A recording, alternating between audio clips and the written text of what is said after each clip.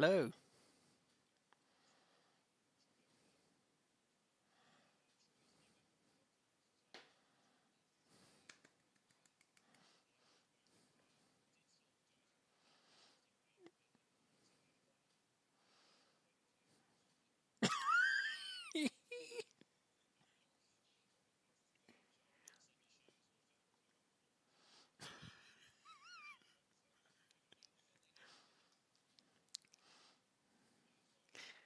Yeah, we didn't like getting shown up, did we?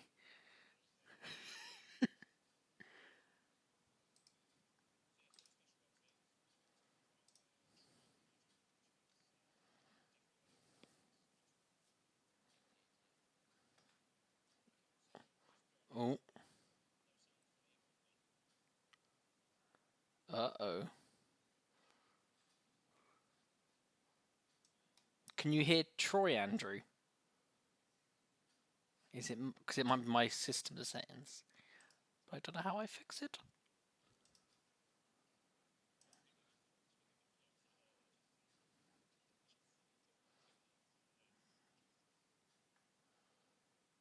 Mm,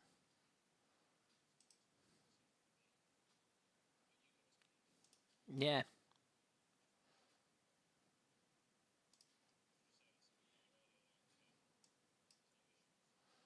Oh, what on earth has gone wrong here?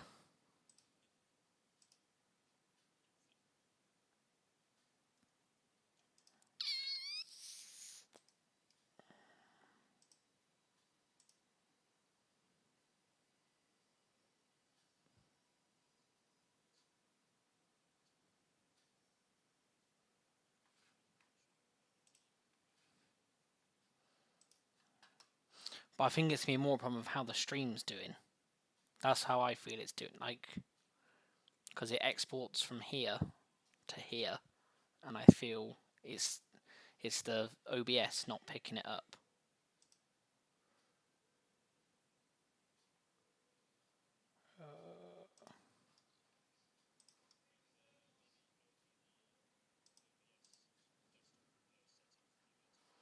No, I'll just check that.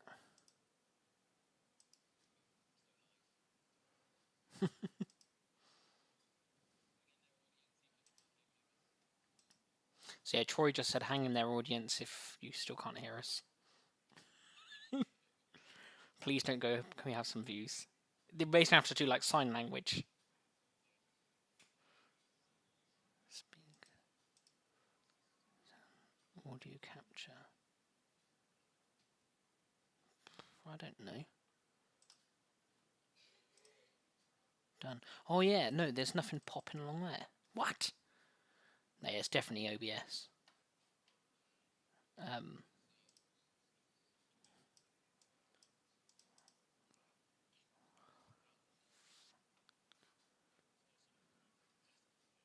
no, my mic's bouncing around. Oh man, right. This is a new thing we can check every week now.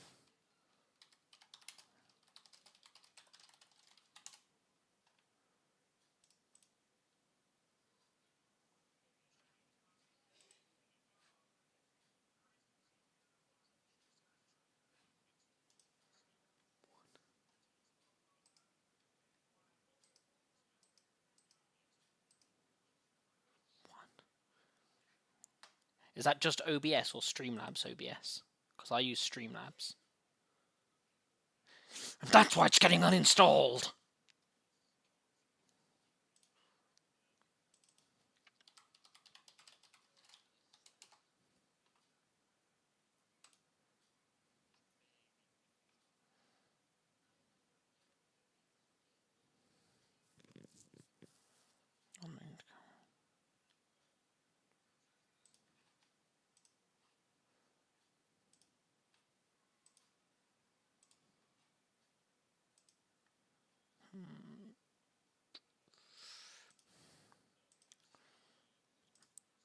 Yep. Yep.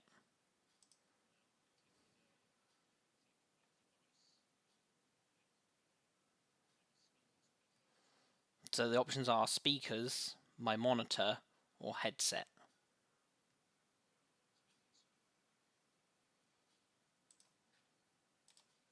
Hello? Nope. I'll try all of them. Oh no, I've gone. But why is it changed? Yes, it will be headset. Yeah, you're right. Just tuned in live on my phone. We can't hear anyone. We're Off we there. top. Well Working. done, Aaron. No problem. Are we there? Yeah. Yeah. So Can you hear us Yes. all now? Hopefully you can hear us Yes, we're live. I just checked on my phone. what? Oh, ooh. So yeah, thank you, Aaron, for not Aaron.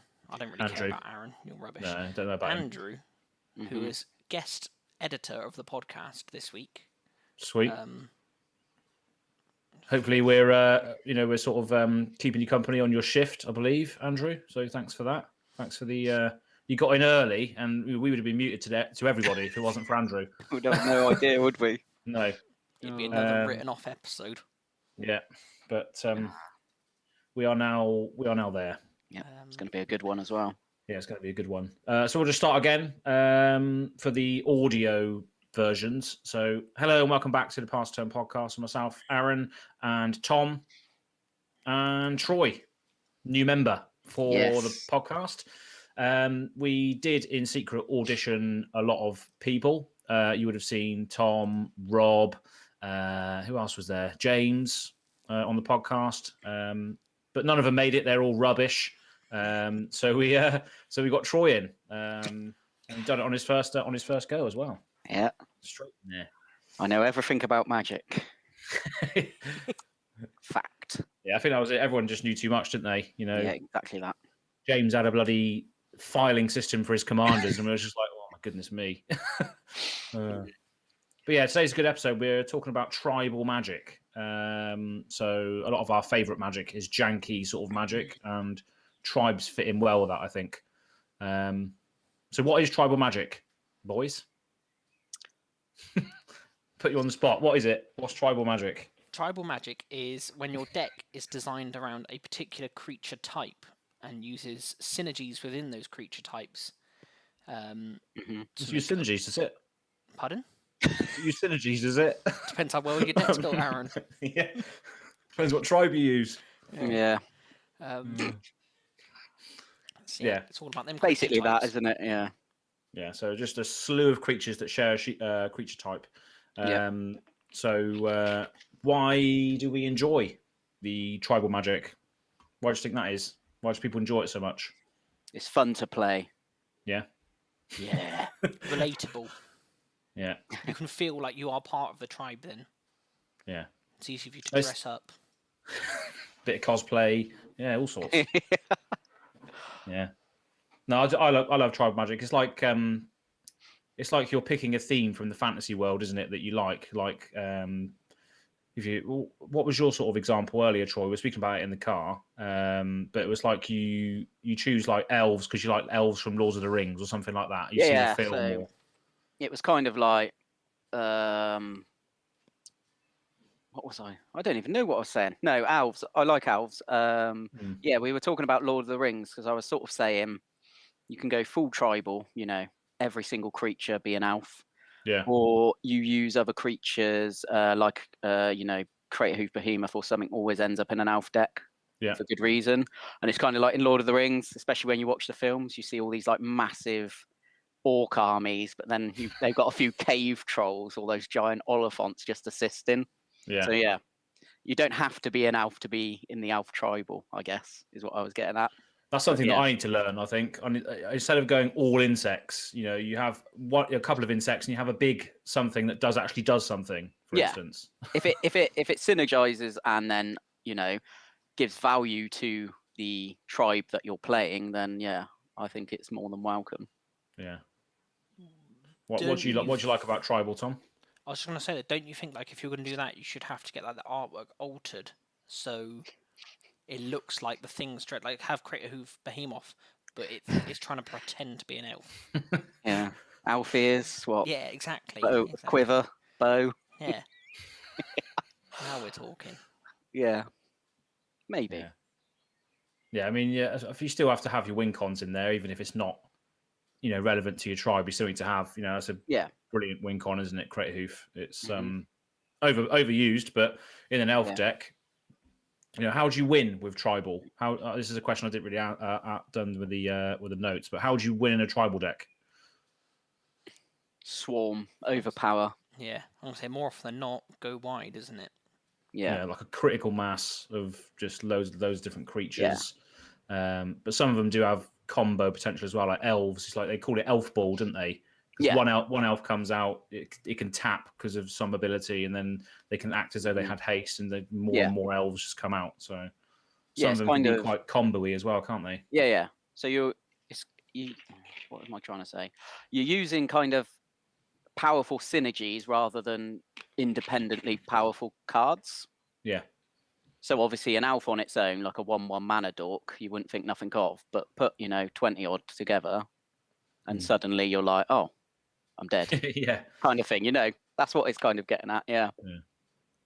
But yeah, I love tribal personally because I used to be a fan of like massive epic fantasy films and like Lord of the Rings and big big armies clashing sort of films.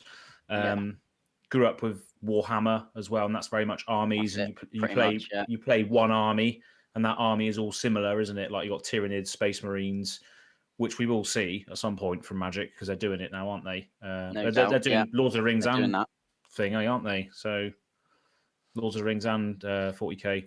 Universes Beyond. Universes Beyond. Is that what it's called? Something like that. Yeah, I think so. It's been set to Wombo. It's like a pair of pants as the logo, isn't it? Like a pair of Y fronts or something. Yeah. So it's all good fun. I love tribal. What was the first tribal? Oh, sorry. Pants tribal. No, they do funny decks like that, don't they? Where like artwork tribal, like people wearing hats and. Yeah, I did build a deck similar to that. Do you remember was it Janksters League or something? Tribal. Oh yeah. What's the artist called? Kevin Walker. All Kev Walker art. Yeah. And he made surprisingly some all right cards as well. Did the art for him. Yeah. My commander was Shattergang Brothers. Oh, the Jund one. Yes. Yeah, that's a good one. Found out he did the art for that. So it's perfect. All the way down to the basic lands. Really? Yep. Absolute attention to detail. Yep, exactly that. Impressive. I would call that a tribal deck because it's all on theme, isn't it? Yeah. That's what they are, though. That's what they are, isn't it? Tribal decks are just theme decks, really, aren't they? Just whatever Chair theme tribal. Chair tribal, yeah.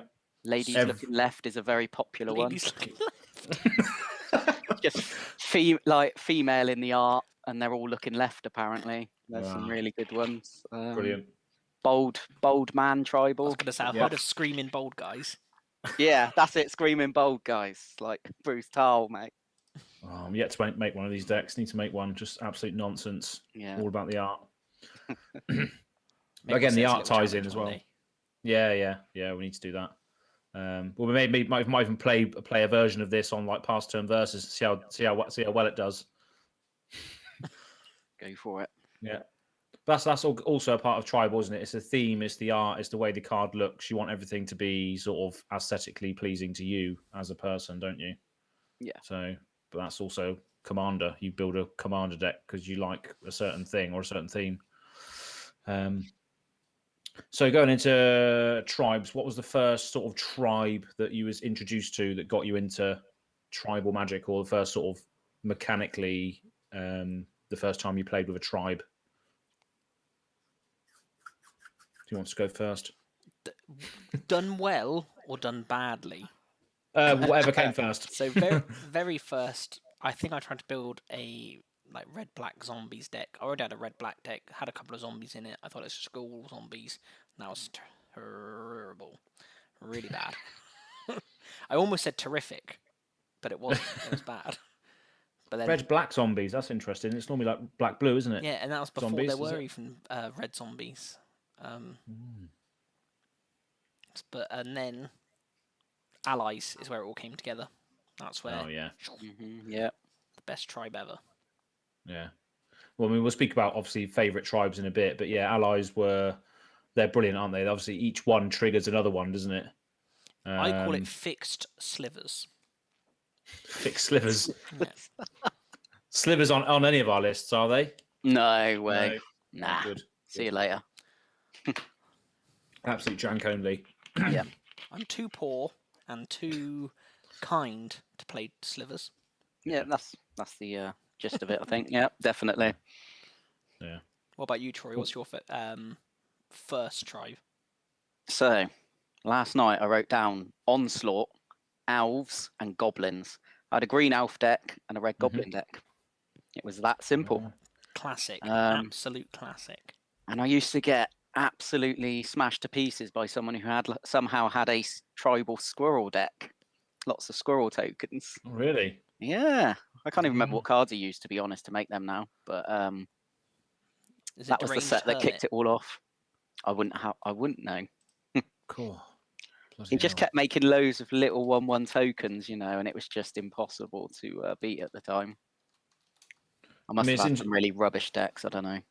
It's interesting as well because obviously you got into tribal magic back when it was Onslaught Block. And I've just googled the set and it says the theme of Onslaught Block is creature types, or in brackets tribal. Yeah. The Onslaught Block was the first to introduce at least one new keyword in each set, a trend which all blocks since have followed. And we had some weird mechanics in that set that haven't really come back. That's Amplify. I don't even know what that is. Provoke is a weird sort of ability which allows you to attack a creature and they can sort of untap it and block your creature. So it's like Lure on a creature. Yeah. But yeah, it's just interesting because obviously you got into tribal and that was literally the tribal block. Yeah, I think where I started with that set, that's probably how I probably thought Magic was. Yeah. Kind of thing. Yeah. And it's funny now because I just love it still. Yeah. A lot of things were changed in that set as well, like numerous cards that had like class creature types were all changed to sort of cleric, soldier, wizard, human. It was all sort of streamlined a little bit more in that set. So again, it's just paramount, like because I played around that time as well. So it just goes to show that obviously the nostalgia of when you used to play sort of still translates into how you play now almost. Yeah, so that's interesting. So I just had a quick look at what Amplify is, and it isn't a fantastic tribal ability. So Amplify 1, as this card comes into play, put a +1/+1 counter on it for each card you reveal that shares a type with it. Oh, right. Basically. So yeah, pretty good. Well, so every card you reveal from your hand that shares a creature type with it? Yeah. Oh, that's interesting. I have to go for a couple of Amplify cards now. I'm just looking at a big dragon. Yeah, like I said, there's only 9 of them. So you've got a bird soldier, a beast, a soldier, a zombie, a beast, a zombie, a beast, a dragon, or a zombie. So beasts and zombies seem to be where you want to be. Yeah. Power 9. Yeah, beasts were massive back then. There were some massive beasts in those sort of sets. Or you can have a 4-mana 2/2. Oh, that's brilliant. Obviously, it has Amplify, so it will get bigger. But So yeah, it's interesting that obviously you got into tribal stuff that during that time because that was the tribal set. Yeah, and hence why you're tribal today. Yeah, yeah. So Troy's name in the Discord, his nickname is Troibal, which is a play on tribal, just in case you didn't know. Hey. Thank you to whoever suggested it. Yeah. Find me on MTG Goldfish under EDH Troibal. Find me on other things like that as well, because I only play EDH now. Yeah, sounds about right. Crowbar that in there. Yeah. And I got into tribal back in Judgment Block, which was I think just before Onslaught, wasn't it? I think it might be. Yeah. I want to see if we can confirm that or not. It might have been just before that. But yeah, going back to Onslaught blocks again, the theme decks you had in Legions and Scourge, which were part of the Onslaught, but with Elvish Rage, Sliver Shivers, Zombies Unleashed, Goblin Mob. So you got loads of tribal themes. Yeah, it's brilliant. So it just definitely works well. But yeah, Judgment was the set that I got into. I think it was the one before that, as you said. Yeah, I think so. And the first tribe that I got introduced to, and is still my favourite tribe, is the Nantukos, which are basically like insect, like humanoid things. They look like very intelligent insects. Yeah. So yeah, that was when I first got into them. They weren't very good, but they still had a sort of synergy together, which was quite cool. And they also had cephalids as well. Do you remember what cephalids are? Yeah, they're like squiddy octopus folk. Like squid, yeah, it's like literally like mermen sort of thing. Merfolk. Well, no, they weren't. No, not really. Not really merfolk. They were like, as you said, squid people.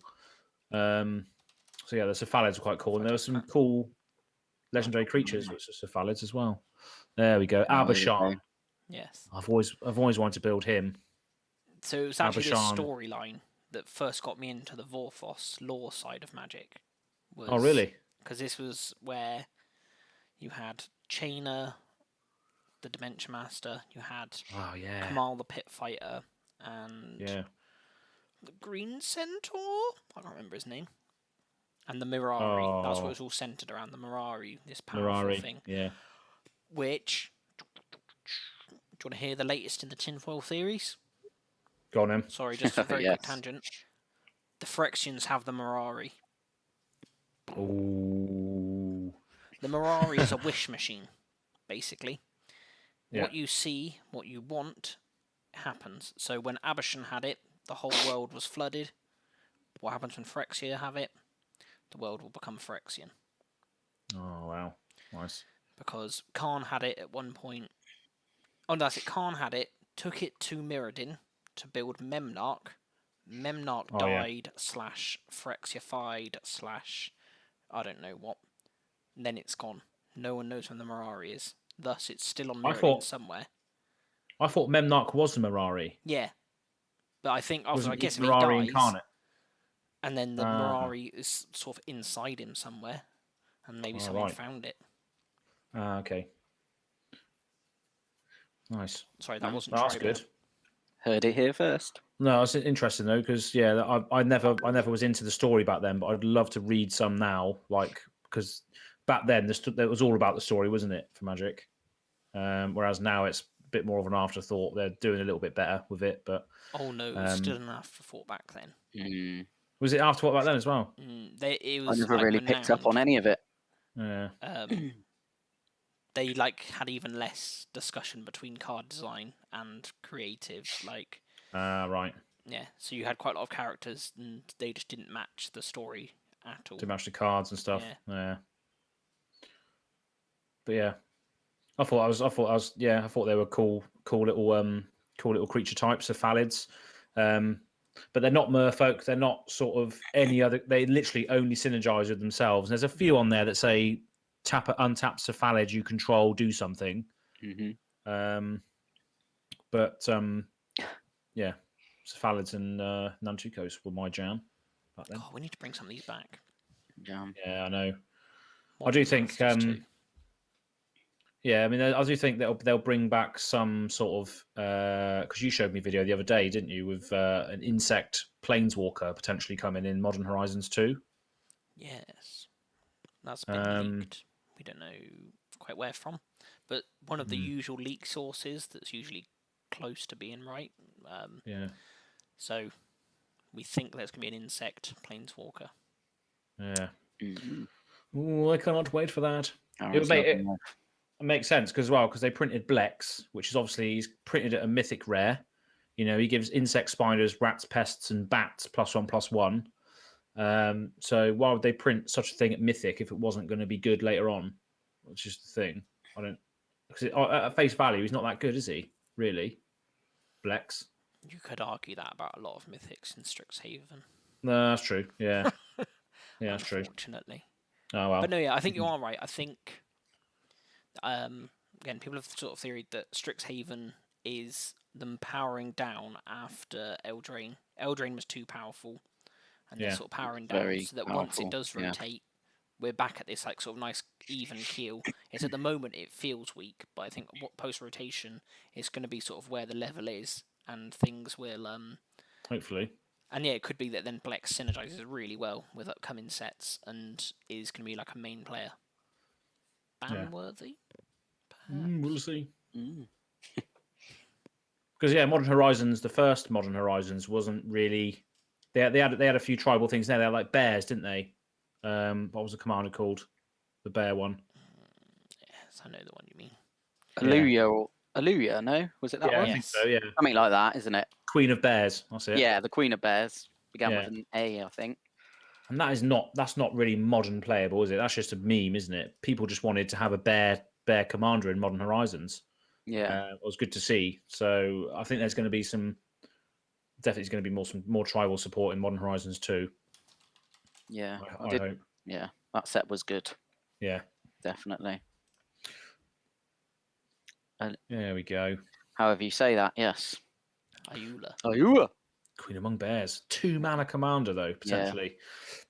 Yeah. It's very good. It's just, it's your typical green bear commander, actually, for like the bear deck, isn't it? Oh, yeah. Classic. Yeah, it's quality. There's a new bear, isn't there? The one in Strixhaven that cares about creatures. Yeah. That wears a pair of glasses. Yeah. That's all I can remember. Yeah. Can't remember the name. No, remember the art. Glasses on. Yeah. That's what matters. Glasses tribal, that'd be a good one. Yeah. Urza's glasses could be the commander. Yeah. Urza's glasses, yeah. Like unofficial. Just have all like the goggle artifacts, goggles. Urza's glasses. What was that? Tap, look at target player's hand, isn't it, or something? I have no idea. Brilliant. Well overpowered. There's just some utter trash, and there. Yeah, just look at target player's hand. 1 mana. Yeah. Brilliant. In fact, you can tap, look at target player's hand, and there's also the. Oh no, I thought it was silver bordered, but I think it might be white bordered. No, yeah, it's definitely playable.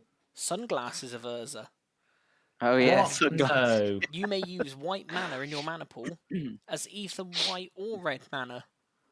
That's right. Yeah, I came across that card not long ago. I can't remember why. Is it a real card then? Yeah, I'm pretty sure. Yeah. No, Sunglasses of Urza. Yep. No. There they are. What on earth is going on here? Alpha, Beta, Unlimited, Collectors. Sunglasses of Urza. All the early stuff. 4th edition. Urza was clearly in the Beatles. Yeah. Or Oasis. Wow, that's madness. Oh. Brilliant. Great for all your Boros decks. Who says that Boros don't have ramp? Exactly. Oh, fantastic. So yeah, a bit of a trip down memory lane there for when everyone got into tribal. Yeah.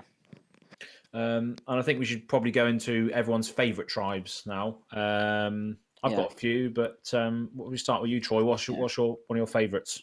I could just crowbar in actually. When I first got into Commander with you, Aaron, I had 2 precons, didn't I? And I think one of them was kind of Spirit Tribal. Oh, Daxos. Remember Daxos? Yeah, Dixos. He only cared about enchantments and spirits, and then I had enough of that, and that's when I went back to the Mono Green Elves from 2015 with Freyalise. Yeah. And that deck was so good. No, that was very good. Absolute brilliant. Loads of good stable greens in there. Yeah, I mean, I went for it because I was like, I used to play Green Elves, so I'm going to go for it. Yeah. Anyway, yes. Favorite tribes, is it? Yeah. Well, I'm sure we have multiple ones, but just what's your first one? So, there's a few that I use currently. Yeah. Top of the list is probably Elves for the nostalgia, and I guess, and just liking green. I seem to be one of the few people that love a bit of mono green. Oh, I love mono Most people just hate on green. I don't know why, but yeah, it's easy to play. It is easy to play. It's just easy to play, isn't it? Like, come on, give me a break sometimes. Simple. Yeah, exactly that. Who doesn't want an Elf army? I guess. Yeah. Currently not rocking any Elf decks though. Soon. Didn't you have a Golter deck that was basically elves? So I've got a Golter deck, but I'm going to basically change it to an Elf deck, but with Golter as the commander. Okay, yeah, fair enough. Because even if it doesn't synergize, which I think it does, it still synergizes because I say it does. Yeah. No, yeah, I think that would be cool. I just want the elves back, basically. But I've never really been into like, having an elf commander. I guess just want something else. Yeah, there's quite a few choices though for elves, isn't there? There's like the green white one, like Reese, the Redeemed. You got. You had Freyalise, obviously. Yeah. Azuri. I always like playing Azuri in a deck, but just not as a commander. I don't know. How many? There's 2 Azuris, isn't there? There's green, blue one. Azuri, yeah. And then Azuri Renegade Leader, I think. There's a mono green one. Yeah. The green blue one's quite cool as well. Claw of Progress or something, isn't it? Yeah. Correct. Yeah. There we go. That's him. And then you can have his predation, his archers, and his brigade to help. Oh, the predation's brilliant. So yeah. Cool. Yeah, there's loads of options. There's even been banned elves commanders, like Leovold's been banned because he was just atrocious. Not really an elf commander though, is he? No, he's just a hatred commander. A bastard. Yeah. What's he do again? Remind us what he does. Doesn't he draw cards, does he? Something. Yeah. Each opponent can't draw more than 1 card each turn. Whenever you or a permanent you control becomes the target of a spell or ability an opponent controls, you draw a card. It's just very oppressive. Yeah, it's like when you wheel, isn't it? When you wheel, if you wheel everyone's hands away, they only draw 1 card. Yeah. Yeah, it's not very nice. Don't blame it for being banned, to be honest. No. See you later. There's another one as well. I think Rofelos or something. Oh, Rofelos. Is that banned as well? Yeah. It was definitely banned at one point. I don't know if it. Yeah, that's it. Llanowar Emissary. Yeah. Add a green for each forest you control. Yeah, I'm pretty sure it's banned. Yeah. He is indeed banned. Yep. Oh, shame. Do you reckon that's that? Well, I guess it does make sense for it to be banned, but I wouldn't mind playing against that. Yeah. Add a green for each forest you control. I mean, there's things similar to that, but I guess. Is it just the fact that it's only 2 mana? 2 mana. You've got it sat in the command zone. Yeah, that's my command zone. Maybe that's it. I guess it puts you ahead. Well, green puts you ahead on mana anyway. But if you play this on turn 2, on turn 3, if you're running all green mana, you're going to be able to play 6. Yeah, it doubles your mana basically, doesn't it? Yeah. On turn 3, you got 6 mana if you got 3 forests out. Yeah. So I guess that makes sense. So yeah, some couple of powerful elves. And some have been banned as we've just discussed there. But very, very powerful tribe in general. Yeah, exactly. You've got to tribe them up, haven't you? Together. They're good. On their own. Not so much, a lot of them. But yeah. And they tend to have their own win con in effect straight away because you just have so many of them. It's just critical mass all the time. Yeah. So all it takes is like the Crater Hoof or Overwhelming Stampede, and you can just get loads of damage through. So it's an easy win con with them as well because they just go wide all the time. Yeah, there's quite a few cards like that now, isn't there? Finale of Devastation's a good one. Oh yeah, because I think you shoot it for a creature, don't you? Put it into play, give everything haste, and yeah. Or you give that. I think you just give that creature haste. I can't remember what Finale of Devastation does, but I think you pay X, and if I think X is 10 or more, then creatures you control get like the plus X as well. Oh, is it all creatures you control? Something like that, yeah. Oh God. It might give them trample as well. I can't remember. No, creature you control get. Oh, they gain haste as well. Gain haste plus X, yeah, and haste. God, it's literally like a Crater Hoof, isn't it? If you pay ridiculous mana into it. Yeah, just pay 10 into it. Get Which the value. You can do in an elf deck, easy. Exactly that. Yeah. Nice. Yeah, definitely. Elves are very, very, very strong tribe. Synergize well with each other. Yeah. What's one of your favourites, Tom? Allies. Yep. Cool. What do they tend to do then? Give us an ally example. When an ally enters the battlefield, allies you control get X, or put a +1/+1 counter on this creature. Basically, they just want to keep making sure other allies are coming in to the fight, and some just grow big, some can deal direct damage, some can, I think, get back from the graveyard. Yeah, so it just stacks and stacks up, doesn't it? So as you said, fair slivers. Give them all haste. Slivers. Give them all Yeah. sort of like first strikes and stuff. But yeah, like I say, the main fix compared to slivers is you have to have something into the battlefield to get all these triggers. Yeah. So whereas slivers, it's just all the time. Stuff's always indestructible. Stuff is always just annoying. Whereas this, you have to have got something in. Yeah. What's some general commanders for that sort of ally strategy then? Give me some good allies. I think there was like Tazri or something. Was it Tazri and Tazri is there and lets you tutor up a commander. There's two Tazris now. Oh yeah, General Tazri. Oh yeah. So yeah, when it enters the battlefield, search your library for an ally, reveal it, put it into your hand, shuffle your library, and then you can pay Wooburg. Ally creatures get +X/+X until end of turn, where X is the number of colours among those creatures.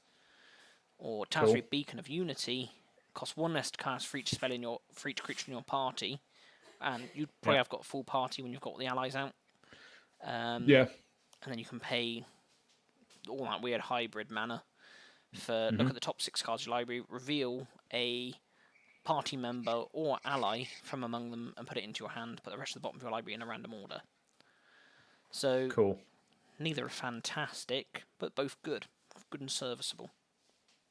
Good and serviceable, yeah. That's all it needs to be. Yeah. Do you have any of those cards, Tom? No. My deck is mainly old allies from original Zendikar. Okay. And when they didn't bring allies back in the latest Zendikar set, I did nearly quit. Yeah, I remember. In anger. It's just crazy. It's just weird, isn't it? Because obviously Tazri is. No, this is the one in Zendikar Rising. Tazri Beacon of Unity. Yeah. It's the only card in the set that refers to an ally.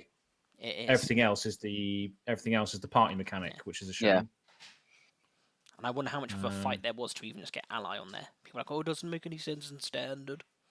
Also, Tazri's not even an ally, so it doesn't even give you your tools. It's a farce. It's a shame. It's a missed opportunity, I guess. General Tazri's good though. Yeah, General Tazri's good. I don't think I might have one somewhere, but I don't think so. When's your birthday? It is today. Should we crowdfund one? Yeah, I know what commander you use. Your ally deck. So it is only for 30 pence to buy Brilliant. General Tazri. It's just I refuse to stoop to the lows of spending more than 10p a card. Oh. What even is my... Brilliant. What is it called? Corona, isn't it? What's his name? False God. I think it is. Aaron was telling me about it today. That's it, yeah. Karona. No. Corona. False God, if I put that in. Corona's got a temple. We all know that. That's not the problem. Yeah. So yeah, 5/5 of haste at the beginning of each player's upkeep. They untap Corona and gain control of it. When Corona attacks, creatures of the type of your choice get +3/+3 until end of turn. So it's a good finisher. Yeah. Yeah. No, it's interesting. Sorry, Karen. I was just saying, yeah, it's interesting. You carry on.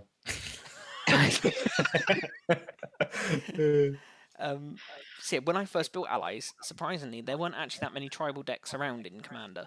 It was a bit more of a rarity than it is today. So quite often you could leave this on the field, and it wouldn't really matter that much. But now if you do it, you'll definitely get smacked in the face by about 1,000 goblins. Yeah. Not fun. No, it's a cool commander. It's in that Scourge set as well, the one that cared about the tribal thing. Yes. From the block. So yeah, definitely from the same block, I think. I think Scourge. Yeah, that's the Scourge block. Yeah. Nice. So same as Onslaught on that. So it makes sense. It makes sense, and you can pretty much build whatever tribe you like with Corona because she's multicolored. Let's go with one of my favorites: spiders and insects. Your favourites, is it? Yeah, spiders and insects, one of my favourites. But I always tend to have. There's another one I'll get to in a minute, but I always tend to have spiders and insects in the same deck, which is a bit contradicting because a lot of the cards, which we'll come to later, say when they enter, choose a creature type, and you can only choose spiders or insects. Is this Insect Legends? Is it? Yeah, just look at what Insect Legends you could have. Zero Arian. Yeah. I remember. Did you have a Thriss deck? Yeah, I have a Thriss deck. Yeah. I played it. I think I smashed you and Josh to pieces with it. Actually, did I? Or was that a different deck? No, it's definitely that one. I think. No, it's definitely that one. Yeah. I remember it being quite good when I played against it. It was the classic green overwhelming stampede type thing, wasn't it? Yeah, it was just big powerful creatures. Hence the namesake of my little title card there, Thriss Nantuku Primus. So this is very much just a throwback to when I used to play as well. I used to think this was the Don Thriss. But yeah, I just like spiders and insects because I love the Tyranids from 40k, and I think that when that commander deck comes out, I'm going to be buying that straight away. But I think spiders and insects, just that horde mentality, just loads of tokens, loads of insects going massively wide. That's why I like them. Spiders, I don't know why they're in there, but there's a couple of good spiders out there as well. Spider commanders. But yeah, it's going to be interesting to see if Tyranids have the insect creature type or whether they're just a Tyranid. It's going to be interesting to see if they do translate into actual tribes or not. No way. They're just going to be Tyranids. No. Oh, that's a shame. I'd imagine so. I don't know. Yeah, I mean, I reckon insects would be the closest associate, I guess. Yeah. But they're aliens, aren't they? Really, so you can't really. Yeah.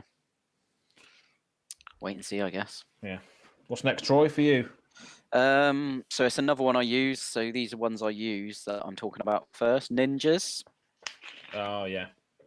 I thought basically because I use them, I better talk about them. Yeah. There's a deck tech on the channel somewhere. Actually, have you? Oh, my very early sort of deck tech. Yes. Yeah. It's on there somewhere. Yuriko, isn't it? Yeah. Yeah. But yeah, what do I like about them? They look cool. Oh yeah. No, so we got a lot of ninjas, didn't we, in Modern Horizons? Yeah. A lot of good ones. There were a few before, but nothing like mega amazing. That's part of the reason I built the deck because before then I don't think I'd even heard of Yuriko, to be honest. I believe she was in one of the commander decks, Amanatu. Yeah, that's it. Yeah. I think they put her in there. But yeah. So ninjas, they've got the ninjutsu ability as well, which is cool. Very unique. Yeah. They've all got other abilities as well, which is quite cool. Like pretty much you don't get a vanilla ninja. I think there is one, but I don't use it. But yeah. That is good. It's just the whole kind of, Japanesey. Is that even a word? Probably not. That ancient kind of Japan ninjas and things. That's why everyone loves Kamigawa block because it's that ancient Japan lore sort of thing, and everyone wants to see that come back. And hopefully it does because you got samurais in there, you got loads of different sort of awesome tribes going on. So ninjas definitely fit into that. I mean, I think I even used the basic lands were all like the Kamigawa ones. Just the ones like the swamps had like really these little buildings in the middle of nowhere with like lanterns and stuff, pagodas and stuff. And then you had like giant water building temple type things just like floating in clouds and stuff. So I was definitely on kind of theme for that deck. They had a couple of good legendary lands as well, didn't they? Like Shinka, blood-soaked keep and stuff like that. Yeah, that's the red one. Yeah. Shizo, Death Storehouse was the black one. Yeah. The blue one. That's it. School at Water's Edge. School at Water's Edge, yes, that one. Everything about it, I just liked. So yeah, I'm currently rebuilding that deck. I've made it much better. Well, will make it much better, should I say. I swear you had the green one in one of your green decks as well, like Temple to the Grandfathers or something like that. Oh, Okina. Okina, that's it. Grandfathers. Yeah, I used that in the Golter deck, I think. Can't even remember what it does now. I think it gives a legendary +1/+1 to end a turn or something. And it also taps for a green, I think. It comes into play untapped as well. Yeah, I think so. It's a legendary land. But yeah, it's just a little cool land. It suits a green deck, definitely, I think. Yeah. There you go. It's just all about theme, isn't it? It's just you go off on massive tangents because you love just the like Japanese theme. Yeah. That's what happens. It's brilliant. And again, together, wow, I don't know. You don't need that many ninjas, to be honest, in that kind of deck with Yuriko, but the variety is brilliant because every ninja does a different thing. Yeah. And obviously, ninja is the tribe, but obviously you've got like rats in there, humans in there. There's one called, is it Silent Blade Only? An absolute massive one. Absolute demon ninja, I believe. I think he's a demon. Yeah, I forgot. Yeah, he's a demon. So it's like, they're all ninjas, but they're all different, creature types at the same time. It's brilliant. It's a good play on the Oni as well. That the Oni were like the Japanese demons. Yeah. The Oni. So yeah, it's just brilliant art style. I'd love to see that come back. So that's a good shout. Yep. Lovely. And you got any more creature types, Tom, that you're fond of? No, just allies. Just allies. Oh, I could allies. go on, please. Because I do like tribal, I did buy the full tribal set that Commander year. So I've got the vampires, dragons, yes, cats, wizards. Yep, that's it. Oh yeah, there was only 4 back then, wasn't there? There was 4, yeah. Yeah. For time. Yeah, so I've got all of those as well. I think every single one of those decks is really good as well, isn't it? Straight out the box. They are very good. Yeah. I mean, I have the vampires ones. That's next on my list. But that's good. Might as well segue to that then, Troy, if you got that. I mean, I bought an Edgar Markov deck, which was pretty much, I believe, the Precon minus Teferi's protection. I didn't realise that was in it, but yeah. Was it in it? Was it? Bloody hell. Yeah, that was in the Precon, I think. Yeah. I mean, I have one now, but yeah, I got a real good deal on a deck, didn't I? And yeah, it needs a bit of work, but vampires are up there. I don't really know what it is about them because I think, do you remember I played the deck once and I was like, oh, I might get rid of this deck, but now I'm like, nah, can't do that. Yeah, they do synergize really well when you start getting them all out. Yeah, it's just like something different, isn't it? You've got, I think Edgar Markov is one of the best looking cards. You know, he's insane. He just looks. There's something they always look prim, like proper, don't they? Most of them and stuff. It's very like elegant, I guess. We're just getting suited up, isn't he? Yeah. By his servants. Ninjas are just like dressed in like robes and stuff, and God knows what. Yeah. But yeah. Together, you're definitely right. Like the decks can just go mad with vampires, especially that one. I mean, there's some other really good vampire commanders. Can't remember her name. I think she's got like red hair. Olivia Voldaren. Yeah, that's the one. Yeah, that's very popular. I think vampires are definitely up there with elves, slivers, zombies. That's very popular. Again, it's quite a popular trope, isn't it? Yeah, I mean, you can go really budget with something like, is it Iara, First of Locthwain? Mono black. Oh, yes, yeah. Mono black. Or you've got like Anawan, the Ruined Sage. Or you can go Edgar Markov and just go mad. Yeah. There's loads of options for vampire commanders. So many. That's the only ones I can think of at the top of my head. But yeah, I'm glad I kept the deck and in the process of just perfecting it, I guess. Yeah. Again, like we're going to get a lot more support for that. Yeah, that's what I was going to say. Like we said about werewolves the other week. If you're thinking of maybe building a vampire deck, buy it now. Yeah. If you wait 6 months, it's too late. Everything's going off, isn't it? Yeah. That's going to be good. Werewolves are going to get some good tribal support. You've got the whole werewolf, vampire war. Pure Underworld style. Underworld. That's all I can think of is Underworld. But I didn't want to say it. Everyone's forgotten about it. The old lichens and vampires. Yeah, that'll be a secret layer. I don't know which one I like more, to be honest. But yeah, if they can do the werewolf some justice, then maybe I'll build a deck for that. Twilight. Oh God, yeah. Oh, brilliant. How could we forget? Hold me closer, Twilight Jacob. Maya, yeah. Yeah, it's going to be good because werewolves historically were just red and green. Yeah. So if they're doing a whole set on vampires and a whole set on werewolves, werewolves going to have all colours represented. Yeah, this is our little theory, isn't it? And I hope it's true. Like, I'd love it if it was like, we know werewolves are red and green, but like if you go into their world, what is like the closest you're going to get to a white aligned werewolf? Like, what is that? Although maybe from the outside they wouldn't look particularly white aligned, but once you're in there in a circle, what is sort of like a werewolf cleric? What do they look like? Well, yeah, I mean, I think the sort of being a lycanthrope. I think they call it a lycanthrope. If you got the werewolf sort of gene, you turn into a werewolf when it's a full moon, but you still might be a really, really good person during the day. So you could still be sort of white aligned or honourable during the day. Yeah. And then you turn into a werewolf at night. So it could the color alignment should still work. I think if you're a cunning werewolf or a cunning person, you'll be in the blue. Yeah, something like that. Could be because they're releasing on different dates, aren't they? It's kind of like almost two sets in one set release. Yeah, it's two completely different sets. Yeah, and we don't know how it's really going to work. Because it'll also be when rotation happens. Like of course, that's when Eldraine does finally rotate out along with Theros. Theros. One of the core sets. And can I remember the other one that's going? What the one before. Recently? Oh. Somewhere around all that. Ikoria. Oh, don't talk to me about that set. I loved Ikoria. Yeah. It was quite cool.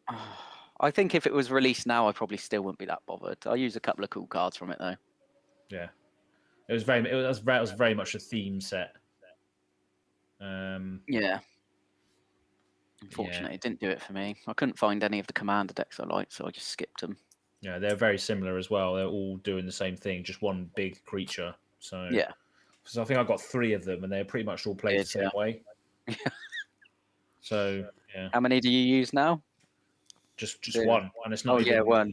It's not even the phase commander as well. I used Brokos from the actual. Yeah, you've got a really good budget deck, haven't you? Yeah, $50. Yeah. Yeah, very nice. And actually, saying that it's gone up to $80 because Hex Drinker went to $40 the other day. You got to go on the price when you built it. So you need to take Hex Drinker out. Don't know why that's gone up in value so much. So another tribe, which again is contradicting of itself. This is why I build rubbish decks. Is the tribe of sea creatures. So krakens, leviathans, octopuses, and serpents. So there's a lot of. There's a few cards now that say if a kraken, leviathan, octopus, or serpent does this, then something happens. Yeah. But it's never krakens get +1/+1, or whenever a kraken deals damage, or whenever a leviathan deals damage. It always refers to the tribe as a collective. It's a collective group, isn't it? Yeah, which means that all of the cards that say when this enters, choose a creature type do fuck all in this deck. Yeah. So it's just really hard to build a deck that has all those synergies in it because they're described as a collective rather than just one. But it's good to see. Yeah. Well, I was just going to say, and I think in the Quandrix deck that you bought, Troy, there's that new Kraken that says whenever a Kraken, Leviathan, Octopus, or Serpent deals damage, you get a 9/9 Kraken. That's it, yeah. So it's good to see that they are still trying to support that whole tribe as a whole, even though they're separate tribes. Yeah, I don't think Krakens need any +1/+1s or anything, though, do they? Let's be honest. No, they are. Yeah, I know what you mean. I've got some tribes written down that hopefully we'll talk about where it'd be brilliant if you could just make a deck about it, but you can't. You know, there's so many just things that have been binned off, and a lot of it they've years go by and they've done nothing with it. So a lot of players might not have even heard of some of the tribes. Yeah, but yeah, we can go into sort of what tribes we want to see in the future be represented in a bit, but I think that's one of mine that just. I mean, there has been like from Theros, there was another serpent that was printed in the theme boosters or the theme blue packs that says Krakens, Leviathans, Octopuses, and Serpents can't be blocked except by Krakens, Leviathans, Octopuses, and Serpents. So yeah, I do remember that card. I just wonder if they'll ever sort of encompass all of them in together to be like a sea monster or something like that. because it seems like they're on the text they're printing that they're all part of the same tribe almost. So maybe they'll lean down the route of just sea monster or something that encompasses all of them. So yeah, that's my other pick. I do have one more. Do you have any more, Troy, for your favourites? So I've got 7 more, but we don't have to go into great detail. I've got a little category here of decks that I almost built or maybe want to build tribal wise. Rats.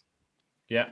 I'll just say so: rats, merfolk, and wizards.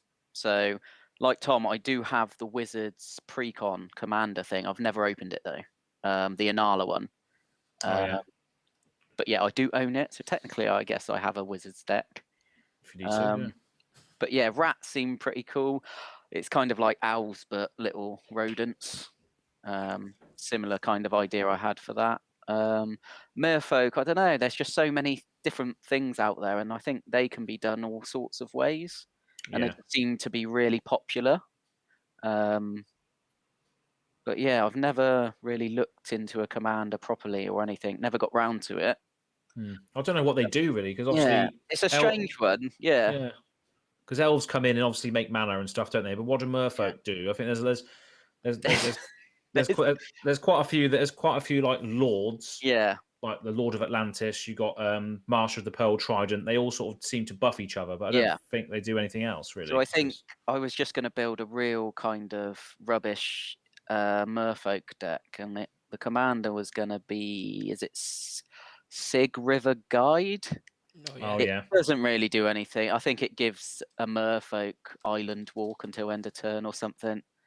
Just something really. But I think I was just going to pick. Yeah, look at it. Why wouldn't you want to build it? I mean, look. Is that a beard? I can't work out. It's like a mustache, handlebars, isn't it? It's a fish he's got in his mouth, isn't it? Is it? Oh, I thought that was part of his hair or something. Yeah, it's a bit of a tash. Like the green that going sideways is a tash. The big long blue bits is just head hair that's very long.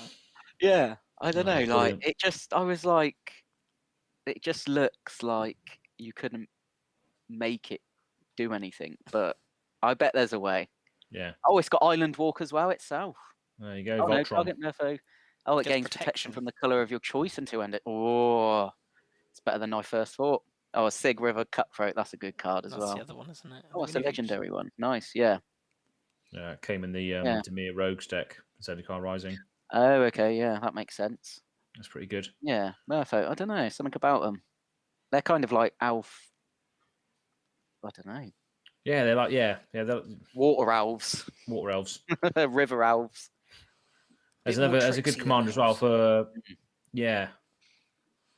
probably a lot of unblockable stuff as well. Some unblockable. Care about swimming through. Yeah, I think there's some cool Simic ones as well, isn't there?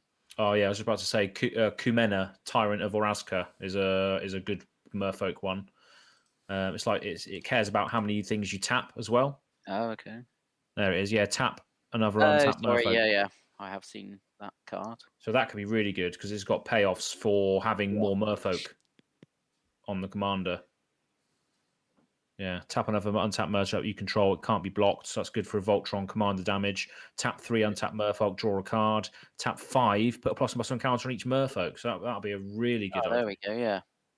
Yeah. So these they're I just don't know, something like about a merfolk deck appealed to me. Maybe in the future, right? Yeah, and then I've got a few tribes as well that mainly I just like the look of. Or I just think there's something about them that I'm like, oh, that's kind of cool. What ones are they then? We mention those ones now as well. Should we go now? Yeah? Yeah. So the first one is a Togs. Oh, Togs, yeah. Togs, yeah. With a Tog. Yeah. Brilliant. They look absolutely bonkers, don't they? These things. And I think that again, there's only a few of them. I think I can't tell you how many. See if I've got them on my list. There are 12 legendary one like a Tog is the legendary. I think is definitely he's a 5 color. Cool. You could use him in chair tribal because he's sat on a chair. I think. Yeah. Oh, there is a small chair. Yes. I made a Lord of the Rings themed deck. I think I had to do an enemy one because Josh did like the good side. Oh yeah. I put a Tog in because I was trying to find a commander with every color. I think I put him in as like the Goblin King from The Hobbit in the end. Makes sense. But yeah, just look. I mean, it's mainly like I said, it's the look of a lot of these cards. I mean, you've got Gollum down here, that black and red yeah, one. yeah.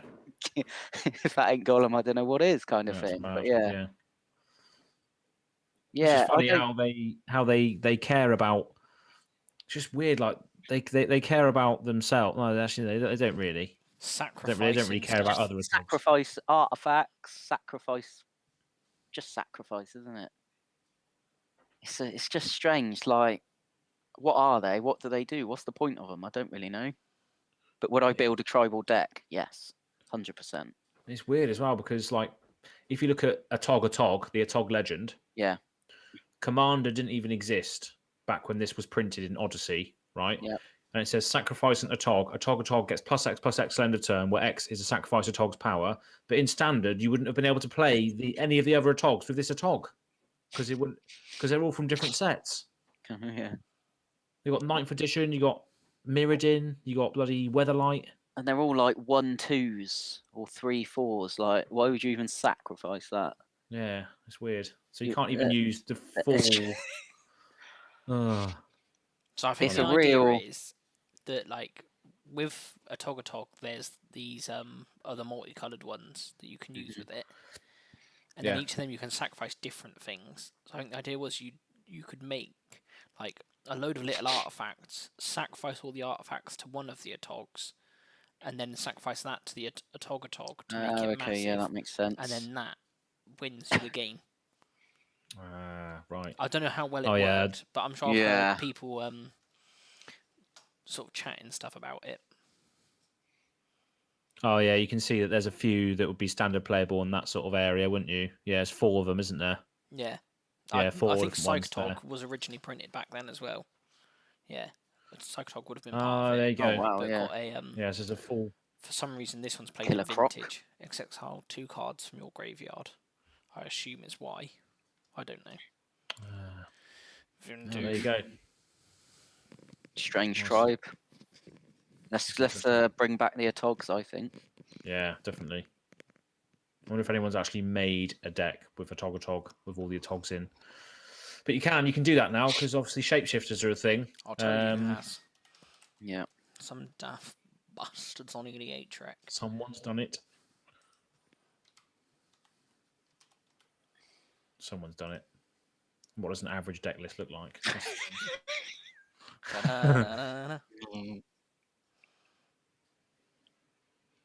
So there's 176 decks. Not bad. They're all mine. No, they're not. There we go. There we go. Look, Masswood Nexus, Aaron. You mentioned that card earlier. Everything, yeah. Yeah. We might as well go into that. Should we go into that topic now? Shapeshifters. We might as well. Mirror entity. Yeah, can do. Yeah. So shapeshifters. What is a shapeshifter? Something that shifts shapes.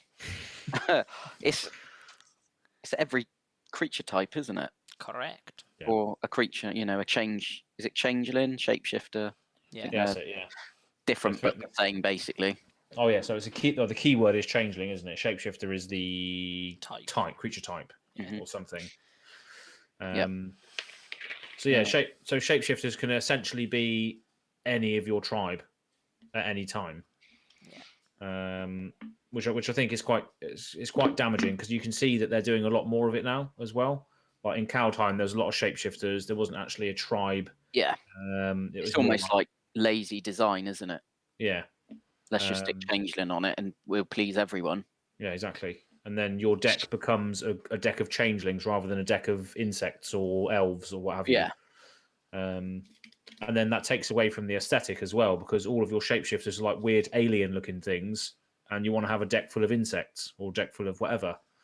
So it's a bit of a disconnect with the theme and that's the whole reason why we do the whole tribal thing. Yeah, it was the last. I think Modern Masters had a big shapeshifter thing. Oh right, yeah.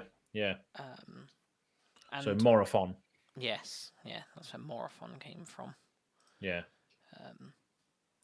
So yeah, obviously the idea behind it is that our lesser known ones we were just talking about there, the Atogs, the rats and stuff that you might not have enough cards to actually make a deck. You can throw in some of these shapeshifters to sort of bolster them. But yeah, at what point does every sort of tribal deck should include surely like a certain percentage of these cards because they are just the best possible tribal cards. Like, I'd say Morophon. Should that not just be every tribal deck's commander? Yeah. So it's Changeling, enters the battlefield, choose a creature type, so it's your tribe's type. Spells of the chosen type, you cast, cost WUBRG, less to cast. This effect reduces only the coloured mana thing, and other creatures of the chosen type get +1/+1/+, as well. So why would you not just use that for all of your tribes? One, it lets you splash into other colours. So say you're playing goblins, and goblins are only in red, but actually you play this as your commander. You mainly only care about the red, but you can now have all the good removal from all the other ones. You can splash a Create Hoof in there as well. Yeah. That's what I don't like about it. Is it's in a way it's forcing you to use this commander because it is basically the best choice. It's a lord, so it buffs your entire creature army when it comes in. It takes away all of the color pips. So you only have to pay colorless mana for all of your creatures now. Yeah. Some of them just enter for free, but it just looks like a giant goat thing. And I don't want to have that leading my demon deck. I've said it once, I'll say it again. I mean, I'll put a stupid point in. It's an expensive card. I'd rather have a cheap card like Tom. Give me a 10p commander. Yeah, it's $25. No, the price. Yeah, price. It's expensive, 7 mana, but the price of it is ridiculous, isn't it? Still. Oh, is it? Yeah. It's like 20 odd quid, maybe. So yeah, it's shown here as $25, €12 possibly. Oh right. Wow. So I'd say snap those up if you're seeing them that cheap. Like a Spanish or Italian version, maybe. Hopefully. Yeah. I mean, I think this got a lot of attention, didn't it? What? Oh, that's why. I thought this was literally only 3 sellers, and one of them had 2,200 copies. I thought, what is going on here? But fair, yeah, just do that. Buy the art series card. Boom. Buy the art series. Yeah. There you go. You've got yourself a 2-cent commander. Absolute joy. Brilliant. Nice full art one as well. The art just doesn't look appealing to me. I've never really looked at it, but I'm looking now, and it's a bit What I don't like is the weird face. That's what I've just noticed that's what I'm getting at. I've only just noticed the face on it. Yeah. What's going on with that? Can we get a big? Oh god, too far.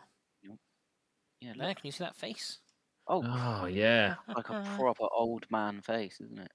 It's like the creepy picture from Ghostbusters 2. That creepy guy. Oh, you can see his heart in his in his body there. Didn't see that before. Yeah, and you can see like his skeleton as well in places. Yeah, and it's leading. Right, I'm sold. This is perfect. This is weird. It's just got.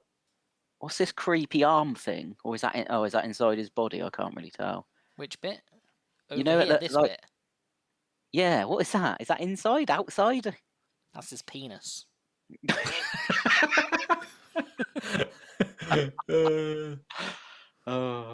Morophon needs loving too.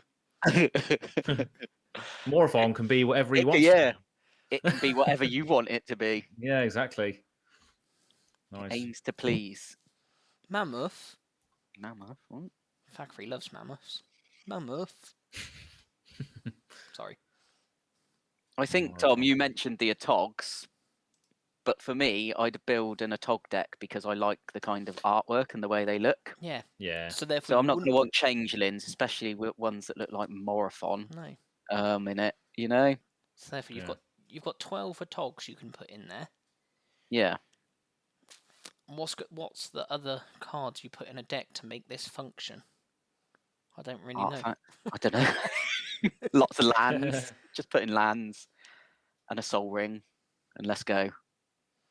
Well, I mean, it depends what sort of strategy you have, but there's loads of cards that obviously are good cards for tribal decks. Mm-hmm.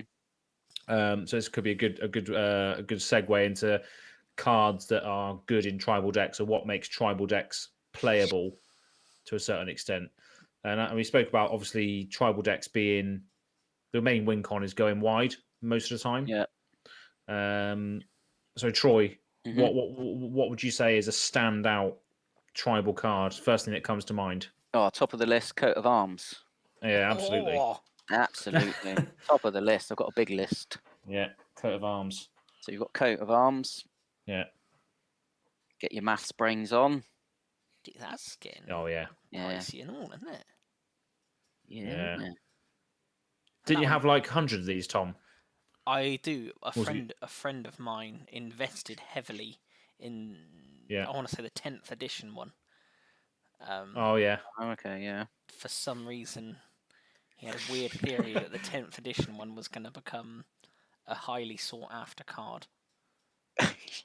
Fair, it's better than him going for the M10 ones. If you look at the Euro price, anyway. Yeah. But it's just mental how much they cost, and look how many times they've been reprinted. Yeah. It's crazy. Apart from Mystery Boost, it's not been printed for a while though, is it? No, I guess though. No, 10-year gap there, isn't there? I think that's MTG only. The Tempest remasters. Salvat 2011. No one knows what that means. Then like 2 dual decks. This weird slivers thing. What's that? Mind versus Might. What deck is that? That was dual decks. Like Jace versus Garruk. Oh, how do I find that? DDS. Mind versus Might. Was it Jace versus Vraska? No. Does that come? Have I just made that up? Let's have a look. Mind versus Might. What on earth? Bit of a tangent, but there we go. No, he did do. Oh, it's Jorah the Gitu. Ah. Oh, the suspend one. Versus Lavisa Cold Eyes. What? I've never seen that card. What? That one? Never seen that at all. Each creature gets a barbarian, a warrior, or a berserker, gets +2/+2 and has haste. So you could do your own kind of. of. Neither of those things. She's just human, isn't she? She should be. Why does it have to be mono red? I think it's. Is it a popular card? Some. I've seen videos or something on this card, or was it a recent card? I've never seen it before. No. Maybe it's just like a strange commander, and that's barbarian, warrior, and berserkers. Yep. That's interesting. But it's mono red. That's a shame. Interesting though. 60 card decks as well back in the day. 60 card. Oh, Talram there popping up. Of course he would be. Oh yeah. Reprinted to shit. But yeah, Coat of Arms. So a massive tangent there, but yeah, definitely a staple in a lot of tribal decks. But you do run into a bit of a issue if you're all running tribal decks, because then it does buff everything else as well. Yes. So yeah, each creature gets +1/+1 for each other creature on the battlefield that shares at least one creature type with it. For example, if 2 Goblin Warriors and a Goblin Shaman are on the battlefield, each gets +2/+2. Yeah. But obviously, if your opponent had more goblins out, they're all going to get buffed again, because it's each creature, not just yours, not just your ones that you control. But most of the time, you don't come across that issue, really. No, I'd say you do though, because like this, it says it counts goblins and warriors, like the Goblin Warrior, and Goblin and Shaman, and then there's loads of cards. Like you could have just like a couple random warriors in your deck. It's not maybe a warrior theme, but you've just got a couple of random warriors. Someone on the other side of the field's got some Shaman. Someone's just got an odd goblin sat there, and it's so hard to track when Coat of Arms is out. No one knows how big stuff is. No, but it is fun. It is fun. Just one of those cards that can just buff your entire team so quickly. If you've got loads of tokens out, for instance, or loads of elves or what have you, it just gets ridiculous really quickly. Yep. So that's an absolute staple.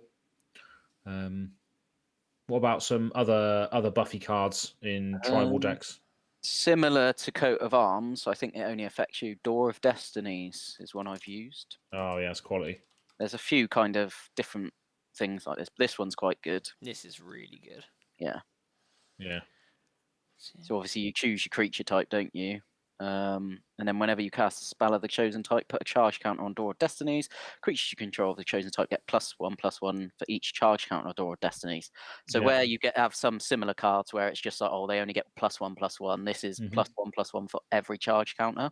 Yeah. And obviously, if you're throwing out goblins, throwing out elves like there's no tomorrow, that's going to soon just get out of hand. I remember, I think I played this once in my elf deck, and someone blew it up straight away.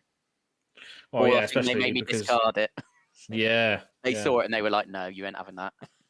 It's just because elves and goblins come out so quickly as well that you keep getting the charge counters on because they're really low cost. Yeah. So they just get buffed up so quick, which is another great alternative to Coat of Arms is this or both. Yeah. If you want to go full in. Yeah. And there's a couple of others like adaptive automation. There's Icon of Ancestry. There's Vanquisher's Banner, Metallic Mimic. Everything that when it enters, loads of those. When it enters, choose a creature type. They all get +1/+1. Yeah. Icon of Ancestry. Yes, I just realised that. I think. Yeah. Oh yeah, that one. So there's loads of cards that do this sort of stuff. You get like Vanquisher's Banner, I think, is the one that lets you draw a card as well. Right, yeah.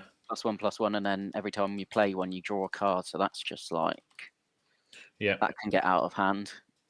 That was reprinted recently in Time Spiral, and it looks lovely in the Time Spiral art as well. Oh yeah, I have seen that. Proper old school archaeological style. Yeah. So yeah, I'd say Vanquisher's Banner plus Door of Destinies. That's pretty good. Yeah. That's pretty good. Yep. Yeah. That is real chain effect then, isn't it? Just draw, play, draw, play, draw, play. Well, it's literally like having Great Henge on the field, isn't it? You get a +1 counter, basically, because you get your Door of Destinies, plus you draw a card. So it's like a better Great Henge. We know how good that is. Great Henge is great. It's very good. And we got obviously some other valuable cards that care about creature types when they enter, and that's stuff like Urza's Incubator. Yeah, that's on my list. Which reduces the cost. Oh, that's it. Sorry. Reduces the cost by 2, doesn't it? Yeah. So in things like, I don't know, a demon deck or something high cost, Yeah. That's just insane. But even if you 3 mana. Your 3 drops can just cost only 1. Yeah. Again, you pair this with either of those other 2 cards we just saying, you can just chain and chain and chain so quickly. Yep. That's awesome. That's very good. And creeping up in value now, look. Yeah. So, it's gone up mega, hasn't it? Yeah. And I've got the old ones as well. I've got the Urza's Destiny ones as well. Nice. Yeah, I think I've got ones. Yeah, I've got the Urza's Destiny one as well, I think. Yeah. It's quality. So you got effects like those as well. I think there's another one called Heartless Summoning, which is quite good in a demon deck. Obviously, I didn't mention demons as one of my favourite tribes earlier, but we all know that by now on this podcast. Of course. I've never heard of this card. Again, look, 2 less to cast, but the creatures you control get -1/-1. So it doesn't matter in a demon deck because they're all massive anyway. 2 mana to make all of your stuff cost 2 less. It's ridiculously good. A real good budget alternative. Rather than spending like $30 on Incubator, if you've got black in the deck, throw this in. Like I say, if you're playing a good tribal deck, you're going to be buffing them one way or another. The -1/-1 probably won't hurt you that much at the end of the day. Yeah, just cancel out, won't it? Really, a lot of the time. Yeah. Well, you might get lucky with Door of Destinies and just get more buffs anyway. Exactly. Yeah. Oh yeah. Once you ain't going to worry about it. Yeah, 1 counter on Door of Destinies negates the whole downside of this. Exactly. Yeah. I might or even just one of those. Bust my budget and spend £1 on one of these. Yeah, it is very good. You don't know about this, Tom? I had no idea about this. No. You've probably played against me, Aaron, but I normally, by that time, just so hazy. That is good. It is a good card. Another one that we can mention, which buffs a team, is Obelisk of Erd. Obelisk of what? Obelisk of Erd. Erd. Obelisk of Erd. I've heard of this, but I can't remember anything about it. How do you spell obelisk? Anyone know? Obelisk. There's quite a few obelisks as well, but there you go. Creatures you control, chosen type, +2/+2. And you can convoke it as well, which is good. Because obviously you've got loads of elves out. You can just tap all the elves, get it out for free, and then they all get +2/+2 permanently. Nice. So as you can see, yes, lots of buffs in tribal decks. Lots of artifacts that give buffs and extra value. Mainly artifacts, isn't it? Yeah. What else? Kindred Dominance I've got on the list. It's a little bit different. It's in that Wizards deck, the Precon. Oh yeah, that's brilliant. Now this is good. That's a good removal. One. Yeah. So, there was a whole sort of cycle in there. Kindred Summons and Kindred Dominance, very good. And Kindred Discovery is just insane value. It's infinite combo, and Locust God. That is. Yeah, but it's kind of like tribal matters there because obviously you're choosing your creature type with Kindred Dominance, aren't you? And then destroying every other creature that isn't of that type. Yeah, it's a brilliant card. So yeah, I've got a few. What else have I got? Mana Echoes in red. Yeah. I think you get a colorless mana every time, I can't remember. No. Yeah, whenever a creature enters the battlefield, you may add an amount of colorless mana equal to the number of creatures you control that share a creature type with it. Yeah. Yeah. So that comes up in a lot of Goblin decks. Oh god, yeah. For good reason. It got the reprint in Double Masters, which was good. Because it was only available in Onslaught before and it was very pricey. Of course it'd be an Onslaught. Absolute tribal block. What else have I got? The only other thing I think I've got, Shared Animosity, I've used before, is a red card. I think this is a +1/+0 buff when you attack. Yeah, that's a good one. For each other attacking creature that shares a type with it. Yeah. Yeah. Commander reprint, nice. That's a good one. Yeah, so that's it's a little bit different to what you'd expect from like your coat of arms type things. The only other one I can think of I've used in Edgar Markov is called Etchings of the Chosen. I think it's a black and white coat of arms type thing. Yeah, I think you can give your creatures indestructible or something, can't you? That's it. Yeah, creatures get +1/+1. Or you can pay one and sack a creature, and target creature gains indestructible. So yeah, you can sort of cycle. So it's kind of good protection. Something like in Edgar Markov, you just sack off the token you're making at least every turn. Yeah. Something like that. Brilliant card, yeah. It's obviously look how cheap it is as well, 60 cents, and it acts as both a buff and protection in a commander deck. So 2 slots on 1 card, which is nice. From Modern Horizons. I did not know that. Yeah. Nice. So yeah, there's loads of different cards that sort of buff up tribal decks, and that's just a few that we've mentioned. I mean, you've got sort of shapeshift type effects as well. I mean, Josh uses it in his Scarecrow deck to make everything Scarecrows. You've got cards like Xenograft. Yeah. So when that enters, choose a type, and then each creature you control is a chosen type. So it just turns everything into Scarecrows and blows up everything when any creature comes in instead. I'd argue those sorts of cards are the opposite of tribal. Because you're sort of... Yeah. It's like we were saying about the shapeshifters. You're turning everything that's not in the tribe into it. So usually those are used for that sort of situation where you're more playing a combo deck, where you just need something to be a certain type. Like there's the one from Ixalan as well, isn't there? But I can't remember what it's called. What does it do? Again, it just changes everything to the same type. Arcane Adaptation. Oh yeah, that's the one. Sorry, I was going to mention that. So I use both of those in the Ninja deck just because I still think, it's a tough one. Well, yeah, it's because you're in ninjas. You've got a lot of very, very low-costed, unblockable creatures that aren't ninjas. So as soon as you turn them into ninjas, you can ninjutsu every time, which is ridiculous because you can't block them. And then you're taking 10 damage off the top of your library when you see an extra turn spell on top. Yeah. So yeah, it's definitely a viable strategy for ninjas, turning everything else into ninjas. And ninjas are ninjas anyway, aren't they? A master of disguise, aren't they? So I guess it fits into the theme as well. Yeah, exactly that. And anyone could train to be a ninja. Yeah. Like you can't train to become a goblin. I guess. No. I guess you could try and just live with them and. There's a few people that look like goblins out there. Yeah. Cavern of Souls and Conspiracy. They're good ones. And Cover of Darkness I've used before as well. I think it's like a tribal land, isn't it?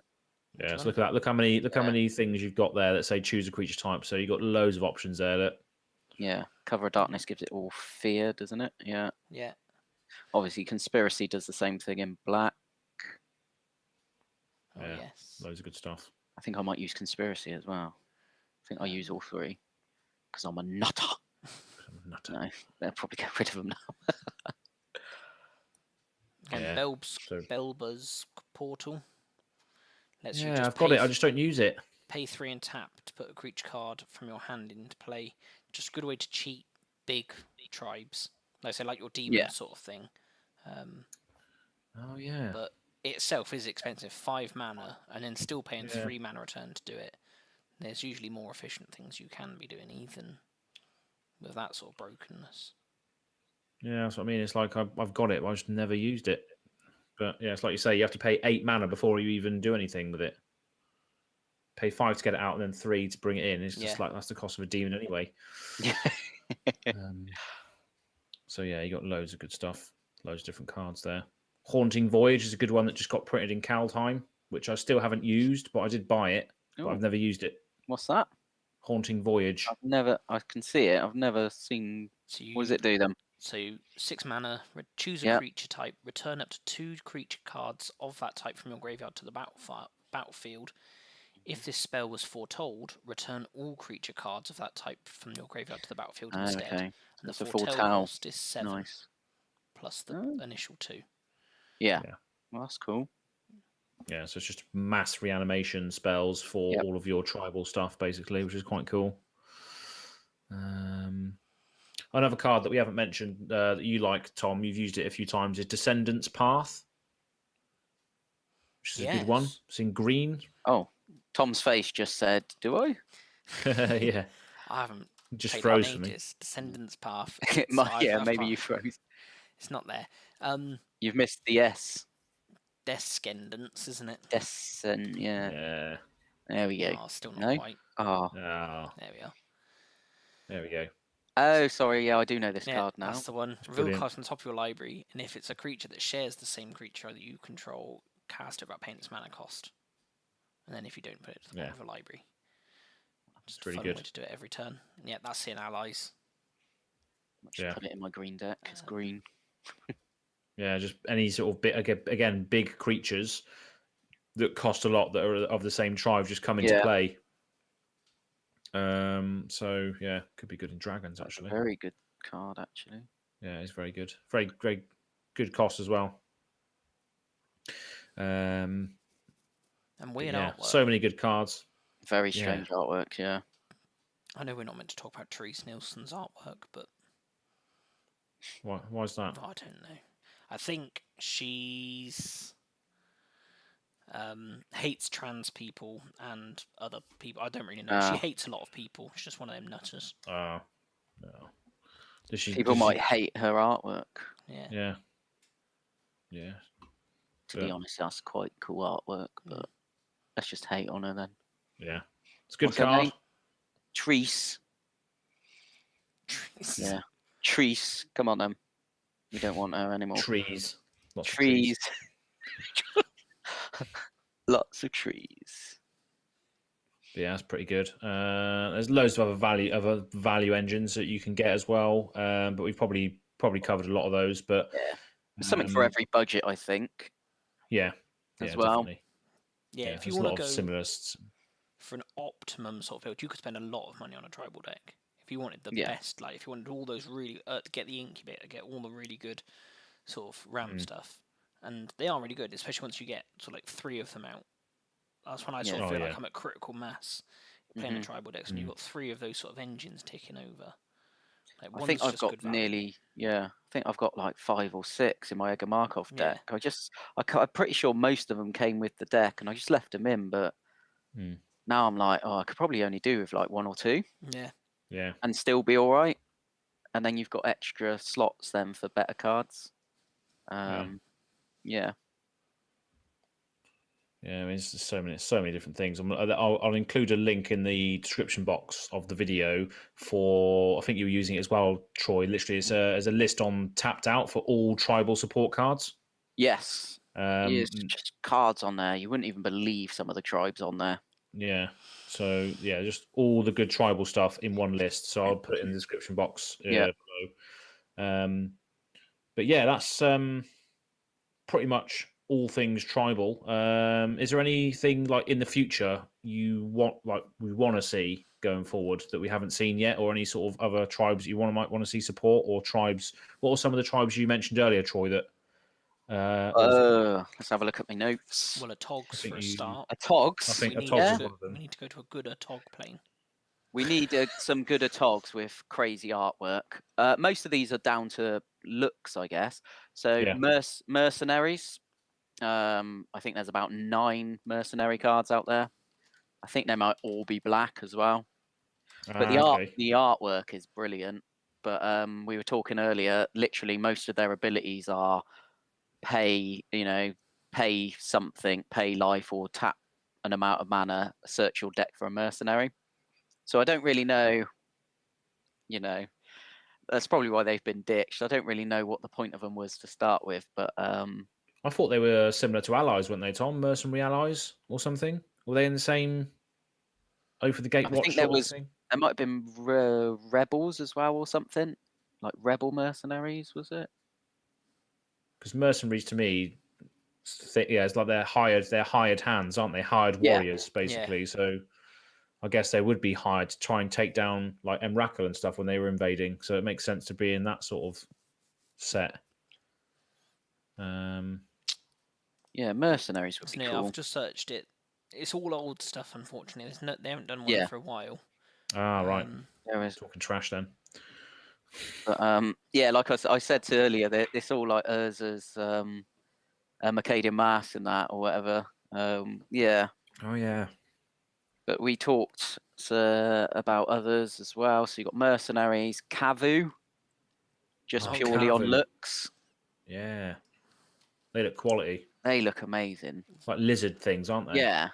Almost like a Togs crossed with something. Just a U, that's it. Yeah. Just that. Just a U. Yeah, I think so. Kavu. Yeah, that's it. Yeah. I mean, they look quality. I just have a deck full of them for the sake of it. Yeah. I think a lot of the same artist does them as well. Wayne England is one of them. Amphibious Kavu. Wayne England does that one. Yeah, maybe it's okay. But yeah, again, obviously, I wouldn't use more fun or anything for those because you just want. I'm just in it for mainly artwork. I don't know what most of them do, to be honest, but they look cool. A lot of red and green, so it could be easy to build as well. Yeah, they're literally all red and green. One black when they're in Vicious Kavu. But it's just when that Jund Kavu. Jund Kavu. We've got a nut one there. In Radiant Kavu. Oh yeah. 5-color Kavu. Just no blue. No blue, that's good.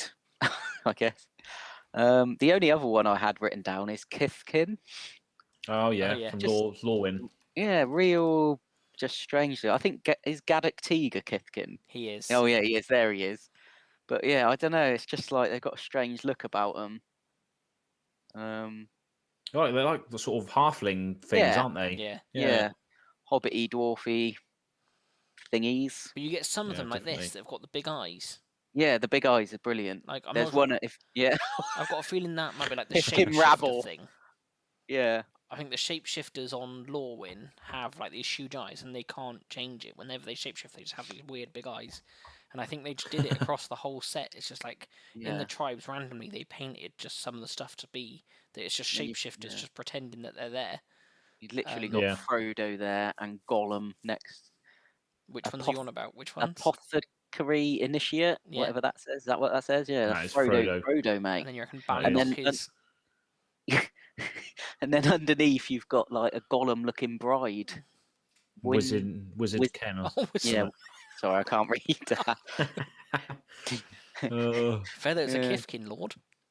Other Kithkin get +1/+1. Yeah. There you go. I think there are quite a few Kithkin cards, but 60. Yeah, they were a massive tribe in Lorwyn. It's just kind of like they're the kind of tribes I'd probably build just because they look. It's all on looks mainly. I think that is a tribe you could build. They're all sort of white and blue. Yeah.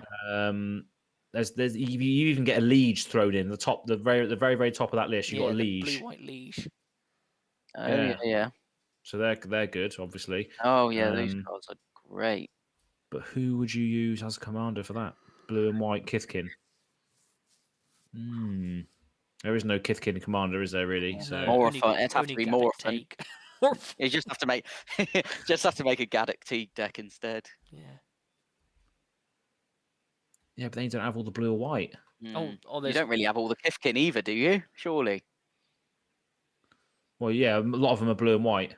So you need like a blue and white card that cares about just tribal. A handful of green. Think you're going to do Gaddock Teeg. You're not going to use Kithkin either, are you? No, it's going to be horrible stacks. Yeah, it's just going to be a stacks build. But yeah, just a few tribes that are quite funny. But honestly, I'm looking forward to the vampire set at the end of the year. Yeah. Just because I think I'm at the point now where kind of my vampire deck is good, complete for now. Yeah. But who knows what they could bring out? And then obviously if they can match it with this werewolf set, you could have like, if I get a werewolf deck out of it, that could be really cool. Yeah, there's definitely going to be a lot of vampire and werewolf decks after this, isn't there? Yeah. So like Tom said earlier, now is the time to get them if you want to get them. Yeah, I think Edgar Markov is always creeping up in price. If you want to build him, just take the hit or whatever. There's plenty of precons out there. You've just got to pay a bit for them. Yeah. Edgar, he's classic, isn't he? He's just brilliant. Just Eminence, just like Eminence. All the Eminence abilities are ridiculous. Like even he doesn't even have to be in play. You just get the ability. Yeah, I mean, I think when I first started playing Commander with you guys, What happened there? I looked at the Eminence abilities and thought, oh, that's really good for me because I'm not very confident in playing Commander kind of thing. Yeah. You don't have to worry. You never have to cast them if you don't want to. As if he was only like $3 for a while. Look at his stock now. That's ridiculous. Up to around 70. It's literally doubled in price recently. That's ridiculous. Do you think that's because of the set that's coming out, maybe? I don't know, maybe. It could have been. It could be when they announced that it's going to be the all vampire set. Because I think the same thing happened with things like Dublin Season when they announced that. Yeah. Was it possibly the Strixhaven Commander, was it? Yeah, it is. It's the Parallel Lives. And luckily I have those cards, but I couldn't believe it when the prices shot up. Yeah. Magic cards, funny thing, aren't they? It's just what happens, isn't it? It's always what happens. Yeah. I mean, the Great Henge is just ridiculous. What's that doing now? I think I bought it for £10. The last time I looked, it was like £40. Yeah, it's a ridiculous card. It's not going to really see a reprint either. It's like no. very very unique to Eldraine, isn't it? Look how many printings it's got, and it's only been in one set. Yeah, it's ridiculous. Yeah. But I just think I don't know. Obviously, 50. I 50. What on earth? It's popular in standard. I think, isn't it? Like really popular. Oh God, yeah. But I don't know whether the price come down when it rotates out. I don't know. I don't really know how it works. No, I think it will drop a little bit unless it's like a massive modern card too, which might be. Yeah. I don't know. who's driving the paper prices for standard at the moment? Because if no one's allowed to play in real life, who's buying, who's sat there and gone and bought their paper decks ready? Like, this whole standard's been a waste of money if you have. Yeah. So Well, I guess standard pricing. Yeah, standard pricing for paper there's no point, is there? You've missed how many? You've basically missed a whole year. Yeah, we've now been playing at a year. actually. Yeah, I'd never even thought of that, to be honest, because Commander doesn't rotate. No, but yeah, if you. But yeah, that's crazy. It's like Can you imagine just spending, hundreds of pounds, let's say, on cards, and then you just get everything that's going on in the world, and you might as well just throw them in the bin. Yeah. It's just weird though, isn't it? It's like now that like Andrew Donnelly literally just said Commander players are the reason why the paper is still ridiculous, is because people still want to get these cards because Commander does not rotate. It's always evergreen. So cards that don't, like Great Henge, for instance, when are we ever going to see that get a reprint? Probably never, because it's unique to Eldraine. It's a legendary artifact unique to Eldraine. So are we ever going to see this again? Probably not. That's why the demand is high, because we're never going to see it again, and it's ridiculously powerful in Commander, which is an evergreen format. So it can only really be redone in supplementary products, like it basically in Commander Precons or like Commander Legends, Modern Masters, all that sort of stuff. Is the only places it can be redone. Well, they didn't print it in the standard decks that they release every year this time round, did they? No. The, Challenger decks, is it? That's the only thing I remember from that. People were going crazy. Yeah. Unplayable without the Great Henge kind of thing. That was waste people of money. were saying. Yeah, totally a waste of money. What a load of old rubbish. But the Great Henge is very good. It is very good. You say you got one of those, haven't you? Yeah, I bought one a while back. It was on my list from the start, and I was just like, I think I paid £10-12, and that was when it started creeping up to closer to 20. And like I said, there was online stores that I buy from were literally offering insane trade-ins for it. At one point, the non-foil version was like a lot more than the foil version as well. Yeah, I don't know why. That's weird. But yeah, it's just, and like I said, the double-in season, it's all like the hype of new things, isn't it? Yeah. Yeah, everyone's going to want this, like doubling season, parallel lives, all the stuff that cares about tokens getting doubled. Everyone's going to want that for their new whatever the Quandrix Commander is called. Can't remember what the name is. Dual casters. Arden, I can't remember. Aravan Nev or something like that. I can't remember what it's called. Something like that. There we go. He's getting it up now. Something dual casters. Yeah. Twin casters, isn't it? No. There we go. Adrix and Nev. That's it. Twin casters. Woohoo, Twin casters. got something right. Probably be sacked from the podcast now. I know too much. That's it. You know too much. Yeah. You know too much. Oh, brilliant. But no, I mean, it's going to continue to happen, isn't it? Yeah. Sometimes you just got to pull the trigger on certain cards. Yeah. Because I tell you what, yeah, I mean, when I started playing, I couldn't imagine spending loads of money on on single cards or anything. But for a staples in Commander, I think it can be acceptable. But everyone's got different limits and stuff, I guess. No, exactly. But there's always a good thing about Commander is there's always a sort of budget alternative. There's always a way you can build a cohesive deck with a small budget. And I did build a few budget decks, didn't I? And to be honest, they're probably more fun to play most of the time. Oh yeah, I mean, obviously we love Commander because it's your deck is restricted to what you can use. So if you restrict it even further, the creativity goes up. Like I said, when you can do like tribal chairs, ladies looking left,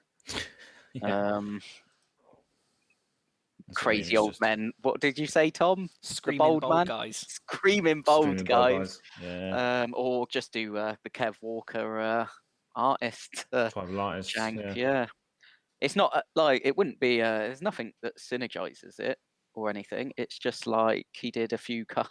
He did enough cards to make a commander deck. He did Obliterate. Oh like yeah, I he said, did. Shattergang Brothers. That gave you options then for 3 colors. In fact, let me see if I can find it. Seeing as we're on the tribal talk, just quickly. Yeah. It's my first deck on MTG Goldfish, I think. Was it? I think, yeah. Where is it? Kev Walker Tribal, $50 jank. I built it for our $50 thing. We're now up to $71. Oh, there you go. What's gone up in price cuts. there? I have no. Let's have a look. Our Gothian Worm, $15.49. What does that even do? What? Let's have a look. Trample. When it comes into play, any player may sacrifice a land to put it on top of its owner's library. It's a 6/6 for 4 mana. That people can stop by sacking land. Yeah. Just sacrifice a land, yeah. I can't sacrifice a land if I blow them all up with Obliterate, though. No, there you go. That's why it's gone up in price, because it's all the deck list. Yeah. It's just absolute Rancor. Classic. Evolutionary Escalation, Goblin Slide, Pestilence. And they're all Kev Walker cards as well. Every single one of them. Brilliant. But yeah. Oran Viper, Carrion no synergy whatsoever, just literally all aesthetic. Yeah. It's literally the artist. Like I said, it was even down to he actually did some basic lands as well, so it was like, yes, everything about it is. That nails it. Yeah. Kev Walker, hit me up. Tell me what you think of the deck. Yeah. I think I spoke a couple of times about Wayne England, which is another guy that does a lot of sort of basilisks, dragons, serpents, and they all have this. They all have the same tongue sticking out on the art. So I'd love to see like a dragon secret lair with Wayne England, or something like that, because that would definitely appeal to me. If he had proper nostalgic art, because they all look the same. So yeah, I think that's pretty much it. I mean, personally, I'd love to see more support for insects and spiders, but I think that's coming because of the Blex card, which we mentioned in passing earlier. Yeah. And I think Modern Horizons might even have some Nantukos in there. That is a good point. Modern Horizons, because like we said earlier, it brought us ninjas. Yep. Yeah. Obviously, I had shapeshifters as well and stuff. So there's a good chance this next one they're going to find a couple like weird unsupported tribes and just help flesh them out. Give them like just 5 powerhouse cards that suddenly make them, oh, that's a real deck now, instead of just oh, that's a weird combination. Yeah. Yeah. That's what I'm hoping. Because obviously we had the video. I think it was Magic Historian did a video where he said that the source was a reliable source. You said that earlier as well, that there would be an insect planeswalker, and that could be like Thriss. Nantuko Primus has now got a spark or something, and he's now planeswalker. And I think that's just solidified with Blex, the card that actually cares about insects, rats, spiders, etc. I think, going back to Modern Horizons, I think there was about, I could be wrong, there was about 12 ninjas. Yeah. If that's true, then that's not, it doesn't take a lot. No. So especially if they, like, you just need a couple that make it work in draft, just like your bog standard ones. And then just a few that make them, you had that, this is the powerhouse, this is what drives the deck. Yeah. So it doesn't take much. No. Just to then keep people, make a lot of people happy, I guess. Be interesting to see what they do, because that's coming out soon, Modern Horizons 2? Ooh, I think so. It's either like going to be the next set after Strixhaven, or it'd be the one after that. I thought it was before summer. Yeah, I think you're right. It is the next one. June 2011. What? So yeah, is that just before the next one? June 2011. 2021, obviously. 10 years ago. June the 11th. I wasn't even playing Magic then. Yeah. June 2011. Yeah. What was the standard set? Let's have a look. Let's have a look. Find out. June 2011. Wasn't that when Commander started going? That year? Yeah, I around think Something like that. Oh, too far. June 2011. And what was its code name? I was laughing at them the other day. June. Yeah, Commander 2011 is what came out in June. Ah, wow. nice. What were the first? Oh yeah, do you remember the first decks? They were like in a silver box, weren't they? Oh yeah, they weren't like the products we got Yeah, now. they are were they? They looked more like the Kaldheim Commander decks. I think the boxes were a bit more square and sort of flat. They weren't like the giant things you get now. I did Commander order them. I 2011. do have them, but I Mm. cannot remember what they look like. That could be like 2012 or 2013, you know. Yeah. But yeah, for a while they just looked like that. I don't think they were very good decks. I don't know. Could be wrong. All right, yes, yeah, Kalia, Animar, Carador, Zedru, and the Mimeo thing, I think. Mimeoplasm. No, Ah, this, maybe- this is what they came yeah. in. They were fucking huge. Yeah, those things. Oh, were they big? That's the one. Yeah, that's 3 oversized Oh. cards at the front. Oh, right. They were fucking huge boxes. It looks like a lunchbox. Yeah. Like a little cardboard lunchbox. Oh, what's that goat commander called? Yeah, Zedru, isn't it? Oh, Zedru that's the Zedru, yeah, Great-Hearted. yeah. Nice. Look at that, $155. Who's that one in the middle there? What's that one there? Oh, Thraximundar. No. No, he attacked someone at random. I know that. Oh, Ruhan of the Fomori. Well done, Aaron. Yeah, Nice. that's the one. Yeah. Yeah, look, eBay, £350. That looks like you can get the whole set. Lovely. Buy them later. Buy them later. I'll tell you what, playing them against each other, it's just, Mm. they are madness, them decks. They weren't as refined as the ones you get these days. Don't even know what they're doing most of the time. No, I guess it was a starting point, wasn't it? Yeah. Of something that. Oh, yeah, because Damia came in the Mimeoplasm, didn't Yeah. she? Damia, Yeah. your Oh, old yeah. friend, the Skullbriar. Skullbriar. Skull Daddy. Scully. Sorry. or as he's I can't also wait to known, play that deck. Wiener Bitch. That's definitely not tribal. Yeah, it is. Remember, I call it tribal hate. Next week, Voltron. Yeah, Voltron could be good. Yeah, Um, nice. I don't know what I'm looking Yeah. at there anymore. Getting distracted. just funny how. Do you think when they started Commander format that it would take off like this? Do you remember Brawl? I do remember. And what was that? Like Still love and Oathbreaker. enjoy. Yeah, the Yeah. Brawl decks were actually really good for using in Commander. To be fair, yeah, it's worth getting the what's it called? The fairy one from Eldraine. Yeah, I have. Alayla. Yeah, I bought them all, didn't I? It's worth getting a Layla because they got a Smothering Tide in there, Yep. and it's worth like 28 quid on Amazon, and Smothering Tide was like 40 quid on its Yeah. own. So it's worth getting. You think they were about £15 those decks when they first released, wouldn't they?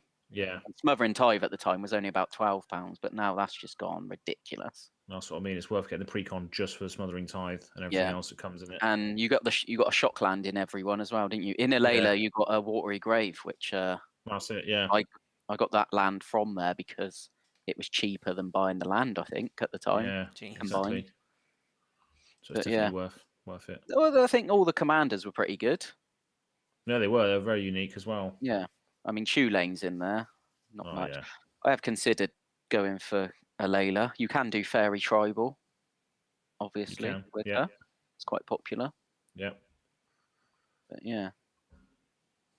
But yeah. Anything you're hoping for, Tom, in the future before we round it off?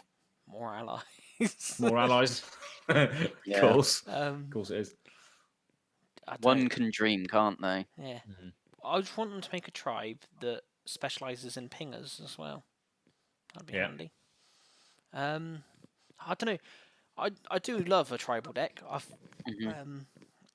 Yeah, I do just love looking at stuff but I just never really know where to go. I just end up getting too lost and Yeah. just don't really know what to do with it, and then just Yeah. give up.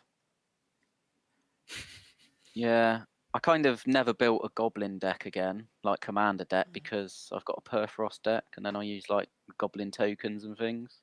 Yeah, it's just You just don't want the same thing. I think that's where I'm struggling at the moment. Is you know, every deck I go to build, I'm like, they use all the same cards from all my other decks. It's like, so what's different kind of thing, isn't it? Yeah, that's the hard part. But that's another story. Yeah. But yeah, I'm sure we'll see some. We'll see some more cool stuff in Modern Horizons for Tribal. Do have our speculations about that, but that's pretty much all we have time for today. So thank you for everyone that's joining now or in the future. Whether you're watching this video back or listening to it on the podcast, it is available on Spotify, Amazon, Google as well. Something else, isn't there? Is there anything else? Or is that it? Spotify, Amazon, Google? I'm not sure. Nobody tells me anything. iTunes.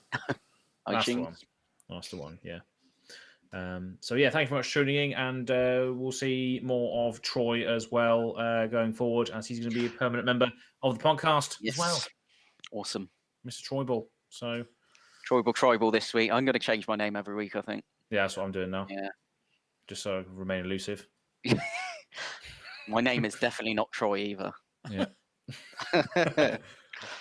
Well, thank you very much for tuning in, and expect a different intro next time. See you next week. Yeah, see you next week. Bye. Bye-bye.